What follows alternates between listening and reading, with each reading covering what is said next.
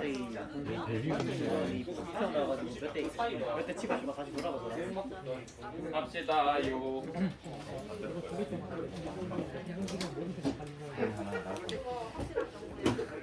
오늘 할 거 많거든요. 힘내세요. 우리 지난 시간에 특이적 면역 했었니? 특이적 면역 안 했나? 했죠. 그래서 지난 시간에 항원이랑 병원체를 구분하는 거 우리 연습 한번 해봤고 말로. 그 다음에 그 과정을 선생님이 여러 번 그려봤는데 이제 교과서에 있는 그림으로 하자. 보면 내 몸에 것이 아닌 것이 들어오면 대식세포가 인지할 수 있었어. 그리고 이 대식세포가 인지할 수 있거나 또는 항체가 다가서서 붙을 수 있는 것, 우리 그걸 다 항원이라 그랬고, 대식세포가 내 몸의 것이 아닌 걸 먹으면 자기 몸 밖에 뭘 해? 항원을 제시해. 그 단어 조금 익숙해지세요. 항원을 제시해. 그 다음에 그걸 누가 인식해줘? 보조 T림프구가 인식을 해서 이제 T림프구, 비활성 B림프구 이런 데로 가. 그 다음 얘네를 활성화시키는데 얘네의 별명이 이제 우리 책에는 정식 명칭인 것처럼 이렇게 적혀 있어요. 세포 독성 T림프구. 얘를 어떤 책에서 활성 T림프구라고 적는 경우도 있어. 그래서 여러분이 뭔가 책에서 글을 읽을 때 조금 익숙해졌으면 좋겠고, 그 다음에 형질 세포 B림프구는 활성화되면 활성 B림프구라고 해주시면 됩니다. 근데 형질 세포라는 걸로 분화되면서, 분화라는 단어 요거 저는 지난 시간에 따로 강조 안 했었죠. 분화라는 거 여기 적어두시고 또는 뒷페이지에 나와 있거든요. 분화가 뭐냐면 형태나 기능이 변화라고 이해해 주시면 돼요. 형태나 기능이 변화하는 것, 하는 것이다. 그래서 비림프구가 이 항원에 대한 정보를 받으면 이런 모습으로 변한다는 뜻이에요. 그러면 얘네는 비림프구냐 아니냐라고 따지면 얘네도 비림프구다. 형태가 독특한 비림프구다. 이렇게 인지해 주시면 돼요. 그리고 일부는 형질세포가 돼서 항체를 생성하고, 이걸 어디에 뿌려? 체액에 뿌려서 체액성 면역을 해. 다시 세포 독성 T림프구, 활성 T림프구는 감염된 세포를 일일이 찾아다니면서 무슨 면역을 해? 세포 하나하나를 면역하는 세포성 면역이라고 해요. 그 다음에 연구를 거듭했기 때문에 내 몸에서 얘를 죽이는 방법, 항체를 기억하는 기억세포로 일부를 남겨둡니다. 이제 그 다음 얘기를 했던 게 있었는데,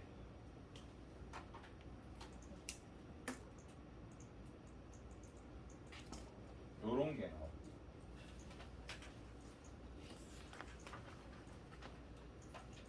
여기 일단 보자. 좀 전에 우리가 했던 그 과정은 처음으로 내 몸에 들어온 적이 없었던 녀석이 이제 처음으로 들어왔을 때 생기는 반응이거든요.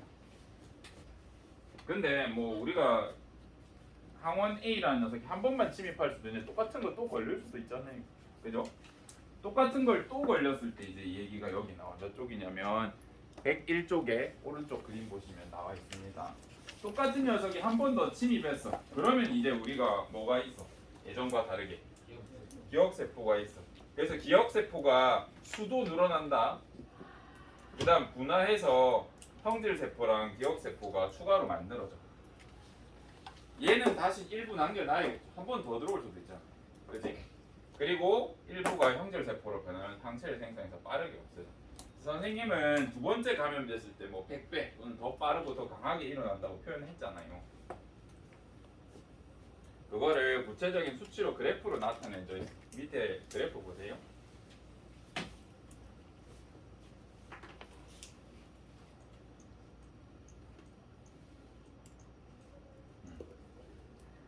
여기 보시면 이 그래프 잘 봐야 된다. 항원 A에 대해서 이제 처음으로 주사를 받았어. 그때 여기 x축이 시간이다, y축이 항체 농도다 라고 봤을 때 처음에 주사 받고 얼마 정도 아무 일도 없어? 한 5일? 그죠? 한 5일 정도는 반응이 없다가 한 5일 이후부터 뭐가 생겨? 점점 항체가 생겨. 그래서 한 7일에서 14일 사이에 항체가 최대치로 높아져. 이때 이제 병이 거의 다 낫겠죠. 그죠? 그래서 처음에 우리 자가격리 기간 2주 줬잖아요. 그죠? 왜 2주 준지 대충 알겠죠? 우리 항체 농도가 최고로 높아질 시기쯤이면 다 나았다 본답니다. 그래서 2주 정도 처음 자가주기 격리를 줬는데 이제는 일주일만 해도 낫고 있으니까, 낫고 있을 때도 감염력이 많이 없더라 라는 걸 우리가 연구로 밝혀내서 일주일 줄였던 겁니다. 어쨌든 이렇게 돼. 어느 정도 나왔어요 처음에는 항체량이? 10 정도? 근데 항원 A를 한 번 더 내 몸에 경험하게 줬더니 어떻게 됐어? 대기기간 있어? 없어. 바로 얼마나 생겨? 만 생겨. 만. 여기서 10 생겼는데 몇 배야? 10의 3승 1000배야. 그지? 그래서 우리가 두 번째 감염될 때부터는 얘가 들어온지도 잘 몰라. 그래서 여러분도 경험했을 것 같습니다. 어떤 경험이냐면 3교시쯤에 아파. 각이 왔어. 이건 조퇴 각이야. 이제 아픈 연기와 더불어서 집에 가고 싶은 마음과 합쳐서 더 아픈 것 같아. 선생님을 한번 선생님 너무 아파요.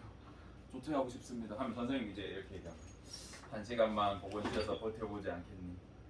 그러면 이상하게 보건실에 가. 약간 마음이 놓이면서 1시간 정도 자고 일어나는데 괜찮아. 또는 너무 아픈 것 같아서 선생님 이거 너무 아파가지고 이렇게 막 병원에 가야 될 것 같아. 머리가 너무 아파. 그래서 병원에 갔어. 근데 이제 병원 진료소를 탁 하고 의사 선생님한테 가려고 하니까 약간 열도 내리면서 괜찮은 것 같아. 그런 경험이 있을 거라고요. 그런 경우에는 아마도 여러분은 2차 감염을 당한 것 같아. 그 아이한테. 그래서 이미 아팠던 적이 있어가지고 몇 시간 안 되는 동안 나았어. 그래서 선생님들은 이거에 근거해서 여러분이 진짜 심하게 아픈 경우 아니면 웬만하면 보건실에서 한번 버텨봐라 라고 표현하는 편입니다. 그래서 이거 알아주시면 좋겠습니다. 그럼 세 번째 걸리면 어떻게 될까? 세 번째 걸리면 일단 두 번째부터는 항체가 얼마나 지속돼? 엄청 오래 가지. 요거 근거로 우리 백신 2차, 3차 맞으려 했던 거. 세 번째 맞으면 어떻게 돼? 뚫어. 그 다음 게 오래 가. 한 100일, 200일 가. 그래서 3차 접종 맞고 나면 항체의 농도가 높게 오래 유지되기 때문에 괜찮아질 겁니다. 그럼 여기서 한 2주 정도 되면은 죄다 내 몸에 병원체가 사라졌는데 항체 농도가 0이 안 돼. 이건 왜 그럴까? 기억 세포가 항체 가지고 있잖아요. 그죠? 그래서 얘가 0이 안 되는 이유는 기억 세포가 있어서다 정도를 유추해 주시면 문제 없겠습니다. 세 번째 감염될 때부터는 여러분 아프지도 않아요. 몰라 그냥. 내가 감염됐는지도 몰라. 염증도 안 생겨. 그냥 호로록 하고 살아요.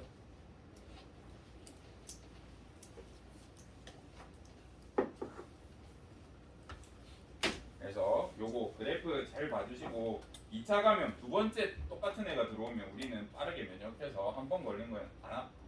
이게 포유류가 가장 면역력이 발달한 이유입니다. 한 번 나으면 다시는 안 걸려요. 그러면 오늘 볼 건 뭐냐면 요거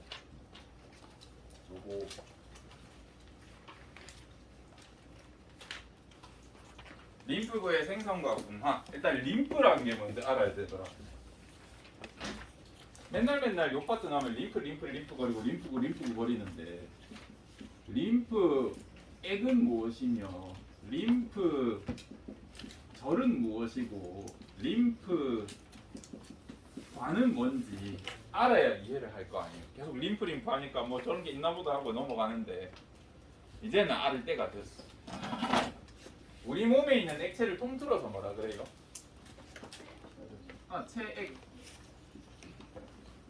체액이라 그런다 그랬죠. 근데 적혈구가 많은 체액이 있고 적혈구가 많이 없는 체액이 있어. 적혈구가 많은 체액을 우리 뭐라 그래? 일반적으로 우리가 혈액이라 그러잖아. 얘는 적혈구가 많아. 그래서 얘가 뽑으면 어떻게 돼? 빨간 피 나오고. 근데 간혹 여러분 헌혈의 집 이런 데 가도 막 혈소판 헌혈이라든지 림프 헌혈 이런 거 본 적 없니? 그거 혹시 혈액 그 수혈을 했을 때 어떻게 되는지 본 적 없니?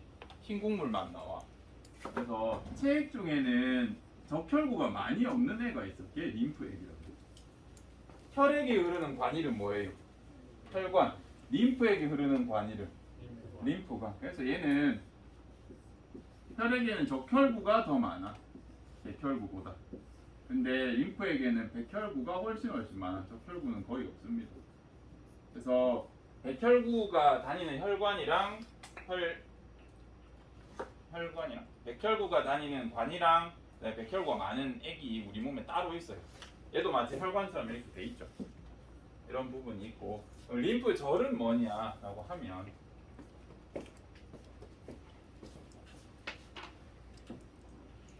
요런 거. 이게 뭔가 볼록볼록한 거 있지 않니? 여기에는 백혈구들이 많이 모여 있어. 림프구 같은 게 되게 많이 있어. 그래서 우리 림프구라고 이름을 붙인 이유는 이 림프관에 림프구가 많아. 혈액에는 대식이 비만이는 많거든. 근데 림프구는 많이 없어. 그럼 언제 림프구가 혈관으로 들어올까? 감염됐을 때. 감염되면 림프구가 혈관으로 이렇게 내려와요. 그 전에는 거의 림프절 이런 어떤 뭉탱이 같은 이런 데 살아요. 그래서 친구들 중에 면역력이 좋은 친구들, 민감한 친구들, 예민한 친구들, 이 친구들은 몸이 피곤해. 또는 내가 뭐 호흡기 뭐 꽃가루 같은 거 이렇게 내가 마셨어. 그럼 어떻게 되냐면 여기 부어, 편도 부어, 임파선 부어, 겨드랑이 부어.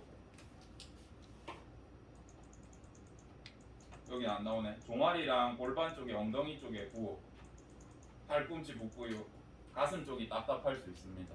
그래서 이 친구들은 보통 쌤이 말한 목, 겨드랑이, 엉덩이 쪽 요쪽이 이런 림프 절들이 많이 분포해 있어. 그래서 내가 감염되잖아. 여기가 활성화되면서 부어 실제로. 그래서 그런 경우에는 뭐 너무 심하게 붓는 친구들은 병원을 가야겠죠, 그죠? 아마 감염해서 그럴 가능성이 높다. 알아두시면 좋겠고. 그다음 여기 봐주십시오. 골수 할까요? 골수 뭔지 알아요, 얘들아? 골수 들어본 적은 있지? 뭐 먹기도 하고 그지? 소골수 같은 거. 골수가 뭐냐면 뼈 안에 뼈를 이렇게 두 동강 내보면 이 뼈 안에는 생각보다 보들보들한 조직이 있어. 보들보들한. 그래서 뼈 안에 있는 보들보들한 조직이다라고 이름을 붙여서 영어로는 본 메로우라 그래. 골수. 이거 영어 알아두십시오. 언젠가 도움 되겠지. 뭐.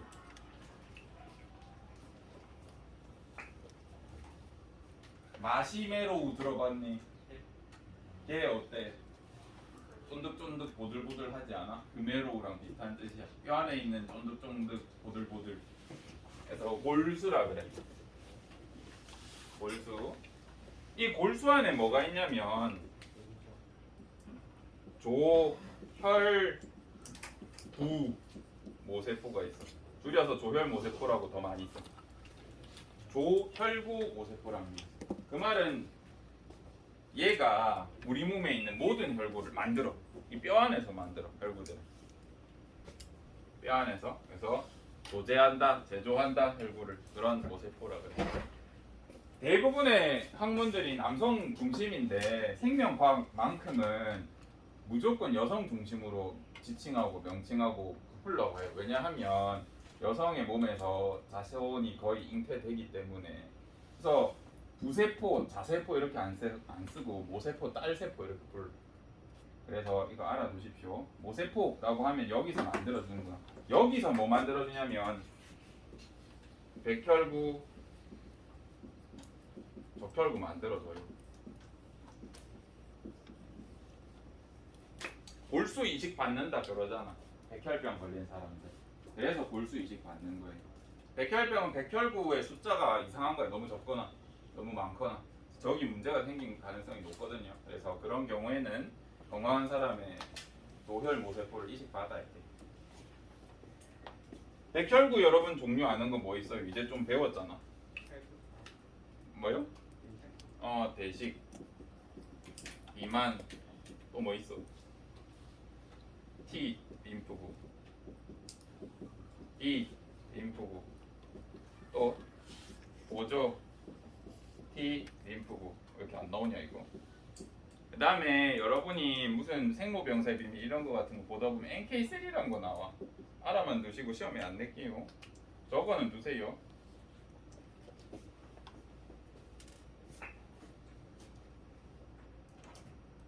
그거 버리자.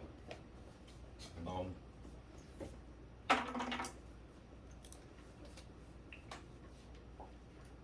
그러면 이제 생각을 해보자. B 림프구도 T 림프구도 어디에서 생성돼? 골수에서. 골수에서 B 림프구, T 림프구가 생성된다. 이건 꼭 기억해야 된다. 시험 문제 낼 가능성이 높아요.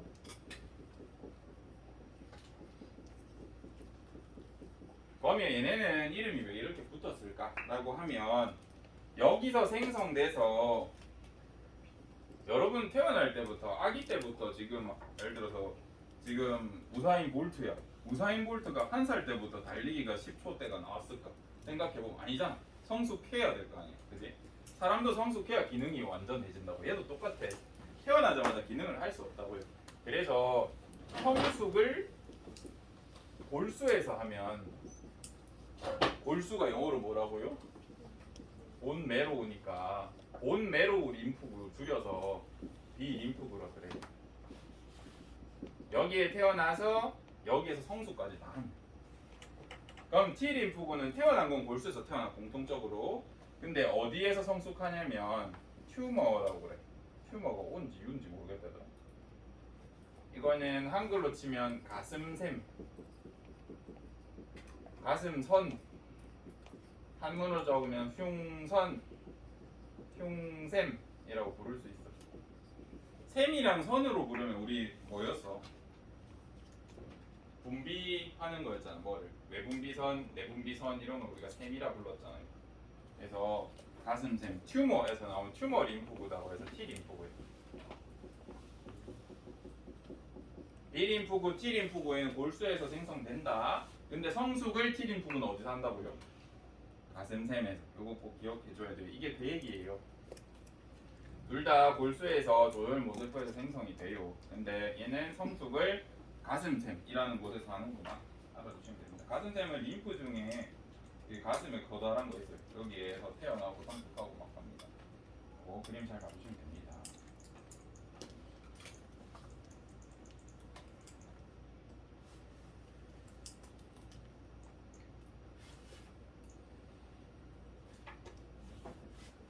차가면 차가면. 그러면 우리 이제 어려운 얘기 할 수 있어. 이제 여기서부터가 면역 파트에서 여러분의 등수를 가르는 어려운 얘기가 될 것 같습니다. 그리고 선생님이 혈액을 다뤄줄지 조금 걱정이야. 혈액형 같은 거. 우리 시간을 많이 먹는데 유전 다 하고 하는 게 낫지 않을까 싶기도 하고 그건 조금 고민입니다. 혈액형. 혈액형 면역이랑 관련이 있거든요. 나 뭐 한다 그랬니 방금? 백신. 보십시오. 병원체를 보면 우리 저 병원체 따라 그려볼게. 이렇게 생겼고 이런 항원을 가진 애야. 그쵸? 그죠?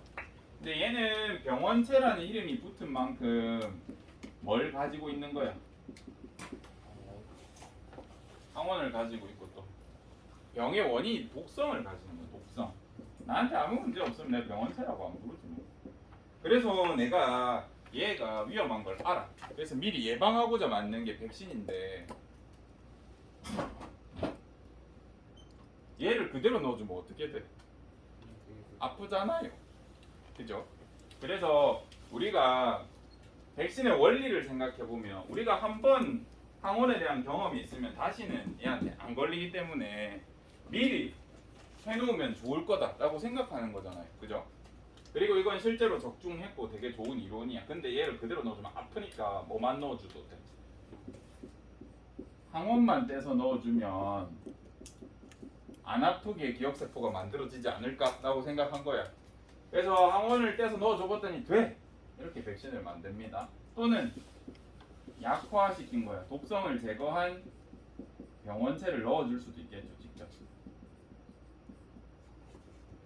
이렇게만 배웁니다. 근데 우리가 최근에 만든 5세대, 3세대 백신 중에 이제 mRNA, RNA를 이용한 백신이 있거든요. 그거는 여러분이 안 배웁니다. 최근에 나온 최신 기술이야. 처음으로 백신에 적용해 본 거거든요. 아마 여러분 두 해 후배들부터는 이제 배울 거다. 알겠죠? 그거는 어려운데 가르친다 하더라고요. 그래서 백신의 원래는 이런 거야. 이런 걸 집어넣어서 뭘 하는 거예요? 기억세포 만들어 두는 거예요. 그럼 이제 코로나 백신 같은 거 한번 얘기해 보자고요. 우리가 그럼 선생님 코로나 백신 우리 맞았고 3번이나 맞았는데 왜 또 코로나 걸려요? 라고 이제 물어볼 수 있단 말이죠. 생각을 해봅시다. 코로나 알파 코로나라고 할게. 우리가 병원체라고 하면 이 병원체가 항원을 한 개만 가질까? 이제 이런 생각을 해봐야 돼요. 병원체는 항원을 한 개만 가지지 않아. 여러 개 가질 수 있어. 삼각형 모양, 별표 모양, 네모 모양, 동그란 모양. 나의 도형의 한계는 이게 단가. 오각형 모양. 그 다음에 뭐 이렇게 줄 모양, 꼬부랑 모양, 막 하트 모양, 막 별의별 항원을 다 가질 수 있어. 그래서 내가 얘한테 감염이 되면 요것들에 대한 모든 기억세포가 다 생겨. 근데 나 요거에 대한 우리가 백신을 만들었단 말이야. 2, 3년 동안 돈을 엄청 들여가지고 열심히 만들어놨어. 2, 3년 걸렸고요. 드디어 맞았어. 그래서 우리는 알파 코비드19한테는 절대 안 걸려. 근데 문제는 뭐냐, 우리가 백신 개발하는 2, 3년 동안 무슨 일이 생겼어. 얘가 변이가 많이 생겼어. 변이가 축적돼가지고 이제 지금 가지고 있는 오미크론 같은 경우에는 그 로마자로 O, A, B, C, D, F, G 이렇게 쭉쭉 나가서 O 정도 되는 거를 로마식으로 읽으면 오미크론입니다. 그래서 변이 O 코비드인데 얘는 예를 들어서 뭐 여기 있는 거는 거의 없고 한 예를 들어 여기 한 2억 개 정도의 항원이 있다 치자. 얘가 가진 종류가 2억 개의 항원이야. 그 중에 한 2, 3개만 알파랑 비슷해. 그래서 내가 알파에 대한 이런 항원을 다 만들어 놨단 말이야. 항원에 대한 기억세포를 다 만들어 놨어. 근데 얘는 2억 개 중에 요만큼만 가지고 있어. 그래서 내가 항체를 분비해도 얘를 조금 저해할 수는 있으나 효과가 많이 없어요. 그래서 여러분들이 백신을 2차, 3차 맞아가지고 항체 농도가 이만큼이지만 오미크론이 왔을 때 예방률은 20%, 시간이 더 지나면 5% 그렇게 떨어지는 거예요. 그래도 예방률은 조금 있습니다. 두 번째, 그 전에 우리 코로나 바이러스에 되게 많이 감염됐었어. 메르스, 사스, 그냥 여러분이 그냥 매년 걸리는 감기 그것들이 다 코로나 바이러스인데 그 전에는 우리가 예를 들어서 삼각형 모양을 가진 코로나 바이러스만 많이 경험했었단 말이에요. 그런데 이번에 나온 얘는 삼각형 말고 막 내가 한 번도 본 적 없는 걸 다 가지고 있는 거야. 그래서 우리가 경험해보지 못했기 때문에 내 몸에서 이런 애는 처음이기 때문에 대항을 잘 못했던 거예요. 그리고 뭔 얘기 할라 했지? 대항을 잘 못했지. 그래서 얘가 어디서 왔냐를 가가지고 이제 이 항원들을 막 분석해 보니까 사람한테 감염하는 게 아니라 박쥐한테 감염하는 녀석이 바이러스가 있는데 걔랑 항원이 비슷하게 생겼어. 또 돼지한테 감염하는 녀석이랑 항원이 비슷하게 생겼어. 그래서 얘네가 박쥐나 돼지한테 감염됐던 게 뭔가 변이가 된 게 아닌가, 사람한테 감염할 수 있게 이렇게 예측만 하는 거예요. 아직 몰라 어디서 왔는지. 우리가 대충 박쥐 이런 걸로 예상을 하지만 그래서 그런 걸 알 수 있고. 그래도 우리가 2차, 3차, 4차를 맞아서 몇 개 안 되지만 겹치는 게 요거에 대해서라도 몇억 개 정도 만들면 그래도 저해 효과가 있다라고 보고 계속 맞으라고 하는 겁니다. 이해되시죠? 지금 변이 이제 감마 변이, 감마가 아닌데 입실론 변이 이제 이 정도 해당하는 거에 대한 백신이 곧 나올 거거든요. 그거 맞으면 오미크론한테 조금 더 효과가 있다고 합니다. 근데 딴 거 필요 없고 빨리 걸려서 낫는 게 건강하게 제일 좋습니다. 그러면 백신 안 맞아도 돼. 백신 얘기했고 오늘 좀 할 거 많습니다. 응용들 알러지 해야 돼. 알러지. 알레르기.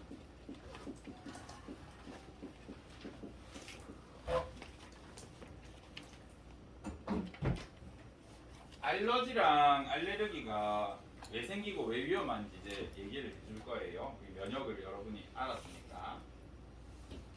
우리가 보통 가시 같은데 푹 찔려가지고 보통 엄청 더러운 가시에 찔렸다라고 하면 보통 우리가 한 60만 마리 정도, 60만 개체 정도 예상합니다. 내 몸에 들어온 병원체 개수를 엄청 더러운 거 찔렸을 때. 근데 우리 병원체들을 항원으로 인식하는 건 나쁘지 않아요. 왜냐면 내 몸에 나쁠 걸 막아주는 거니까.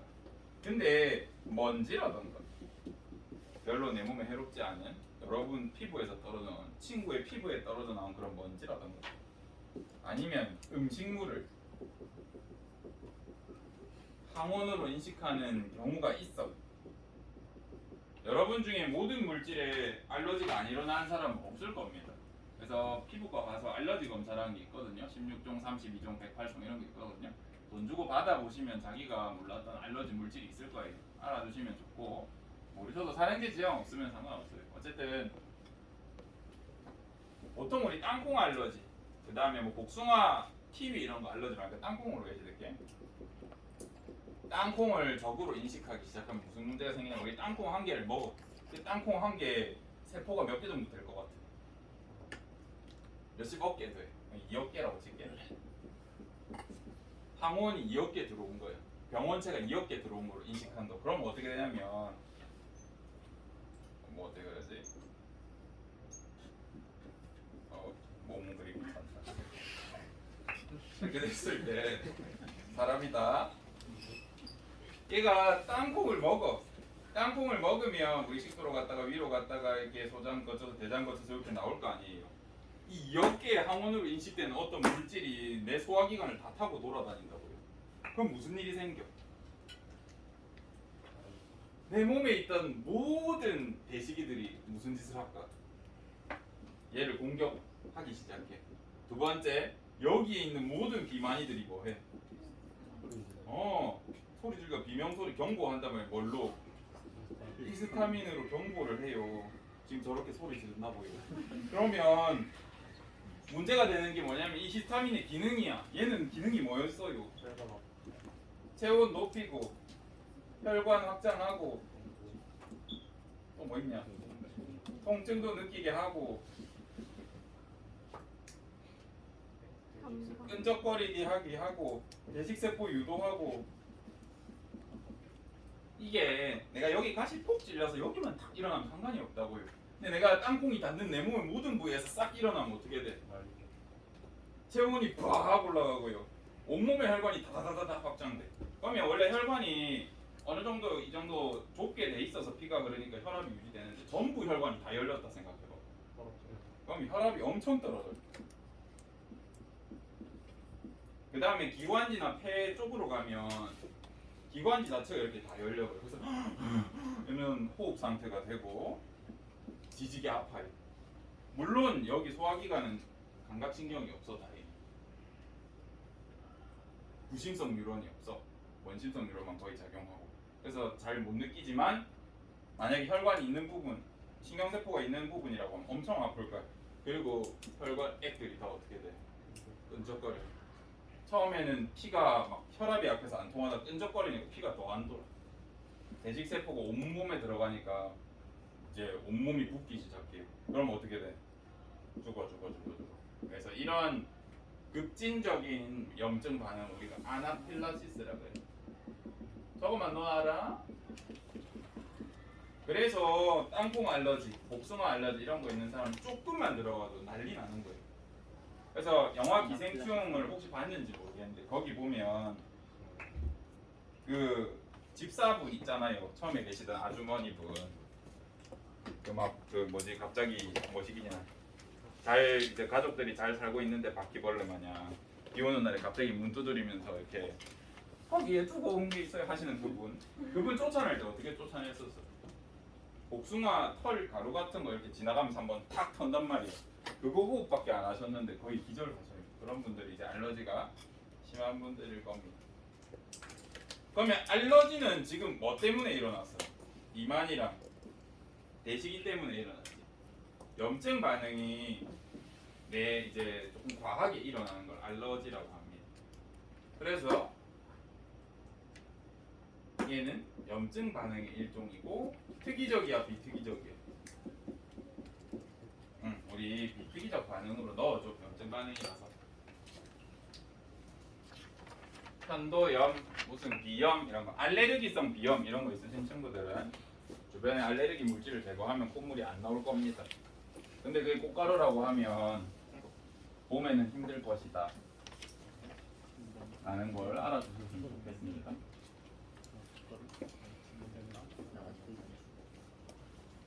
그러면 여러분도 자기도 모르는 알러지 물질 때문에 아플 수도 있잖아요. 그럼 어떻게 해야 돼? 급한 대로 그 알러지 이염약 같은 거 어디서 구해가지고 항히스타민제 처리 받아야 됩니다. 그러면 견딜 수 있어. 마지막 에이즈 해보자.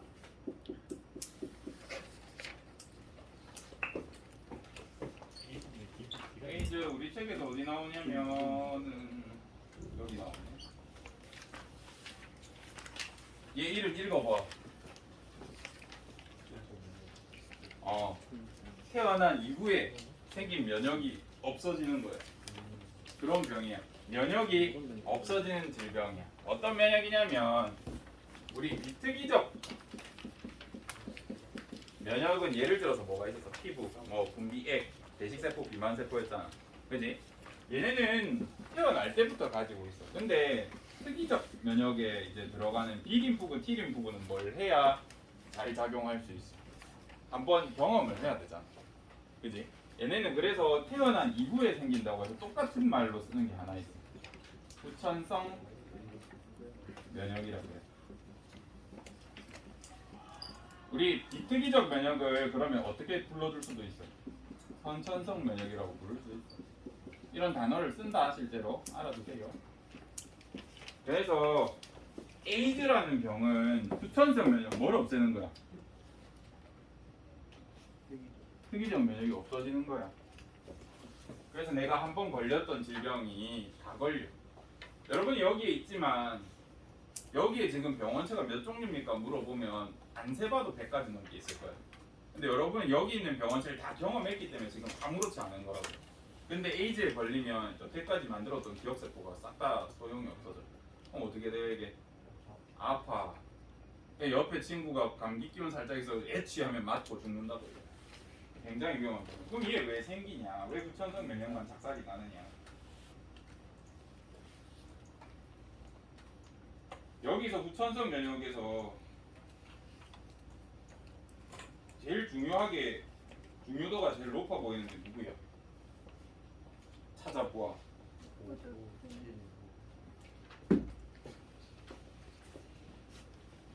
얘가 없으면 어떻게 돼?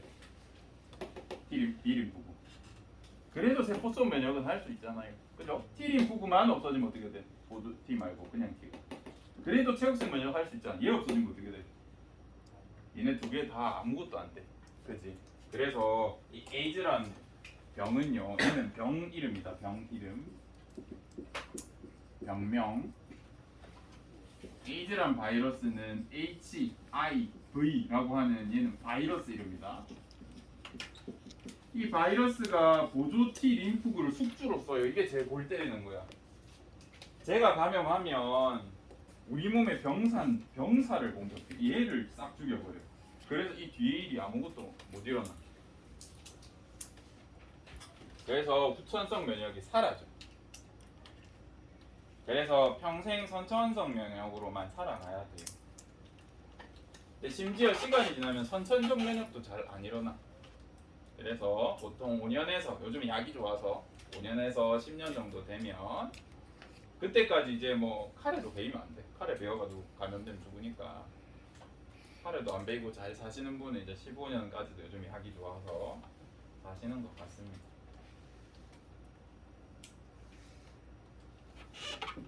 나은 것 같은데 거의 그거 안 했나? 그러면 특이적 면역 대식세포, 비만세포까지 그다음 보조티가 받는 순간 비특이 아니다 다시 대식세포, 비만세포는 비특이적이고 보조티 림프구가 항원을 인식하면서부터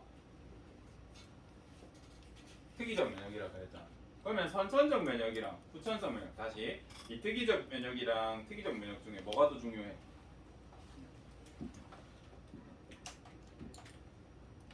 라고 누가 물어본다 그러면